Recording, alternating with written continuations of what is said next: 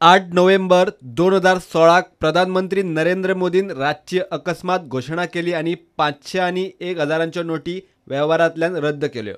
नोटबंदीच्या काळात ह्यो पोन्न्यो नोटी डिपॉझिट आणि एक्सचेंज करूंक कांय सहकारी बँकांक मान्यताय दिल्ली। त्या 50 दिसांनी गोंयांत डिमॉनिटायज नोटी शाखांनी डिपॉझिट जाल्यो त्यो अश्यो। द गोवा स्टेट कोऑपरेटिव्ह बँकेन 69 शाखांनी 326 कोटी 69,57,000 रुपयांच्यो नोटी डिपॉझिट केल्यो आणि 81,77,500 रुपयांच्यो नोटी बदलून दिल्यो। गोवा अर्बन सहकारी बँकेच्या 16 शाखांनी 98 कोटी 59,24,500 रुपयांच्यो नोटी डिपॉझिट केल्यो आणि 18,54,000 रुपयांच्यो नोटी बदलून दिल्यो। मडगांव अर्बनान 5 शाखांनी 31 कोटी 34,99,500 रुपयांच्यो नोटी डिपॉझिट केल्यो आणि 48,10,000 रुपयांच्यो नोटी बदलून दिल्यो।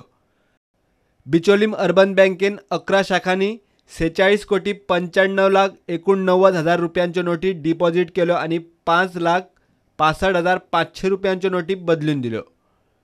सिटीजन कोऑपरेटिव्ह बँकेन 6 शाखांनी 25 कोटी 22,74,500 रुपयांच्यो नोटी डिपॉझिट केल्यो आणि 80,55,000 रुपयांच्यो नोटी बदलून दिल्यो।